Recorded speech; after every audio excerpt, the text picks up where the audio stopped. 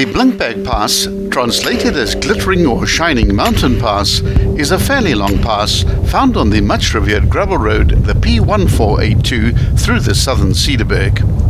The Grootrivier Hoogte Pass and the Blinkberg Pass run concurrently for a distance of almost 20 kilometers through magnificent and rugged scenery. The pass has an unusual vertical profile in that it has two false summits located approximately at the 1/3 and 2/3 points. Each of these is marked by a short tarred section to cope with the very steep gradients.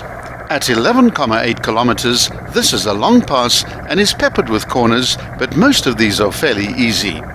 There are, however, some really nasty curves which can catch unsuspecting drivers by surprise. The road traverses spectacular Cederberg mountain scenery and follows a narrow kloof for most of its length. Earmark this one if you've never driven it, as it's one of the nicest gravel roads in South Africa. The pass starts at its northern end at the crossing of the Grootrivier, which is via a single-width, low-level concrete bridge. Keep your speed down as you cross through the Mount Cedar farmstead and keep an eye out for horses as well as pedestrians. Immediately after the bridge, there's a short tarred section whereafter the road becomes gravel. The first 2 kilometers of the ascent are fairly easy and the gradient is a consistent 1 in 17. Mount Cedar is a working guest farm which offers wonderful accommodation as well as other activities like horse riding and hiking. The farm's main agricultural activities is the production of olives and its products. The farm has a 4-star rating and offers a range of chalets from basic 2-sleeper restored labourers' cottages without electricity all the way to the magnificent Kliphok, which is a lodge nestled high up in the valley overlooking the river with a superb outdoor jacuzzi and views and a wraparound balcony. The farm also has 3 exclusive campsites, each with their own private ablution block. At the main office building, there's also a restaurant with a small shop which is open to the public. The first dangerous bend pops up at the 2.9 kilometer point. The road ascends up a short blind rise, then suddenly flicks over to the right.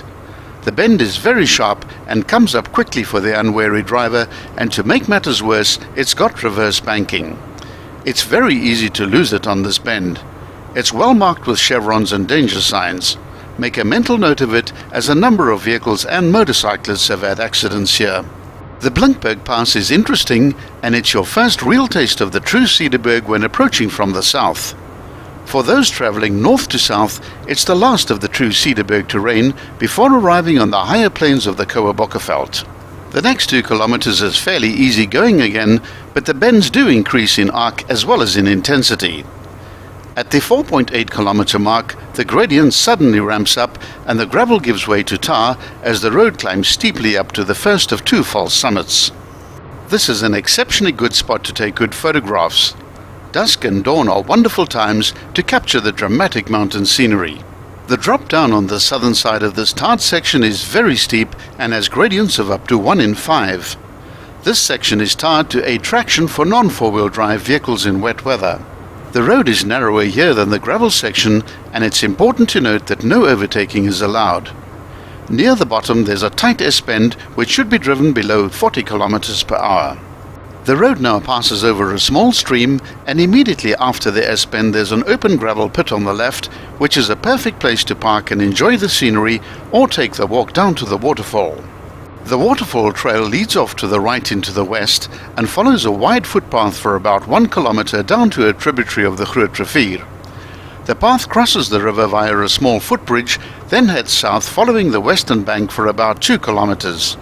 It's an easy enough walk getting there and will only take about 25 minutes, but the walk back is a stiff, sweaty climb which will take about 40 minutes for the average person. The waterfall is located at a large rock pool with a small but attractive fall of about 10 meters in height, plunging down the rock face into the pool. The water is clean and potable, and the pool is an idyllic place to take a dip when it's hot. Rumor has it that a leopard has been spotted near this pool.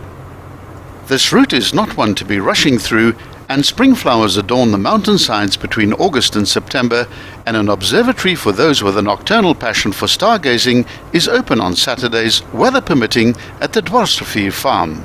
The region is famous for its rejuvenating and majestic mountain scenery.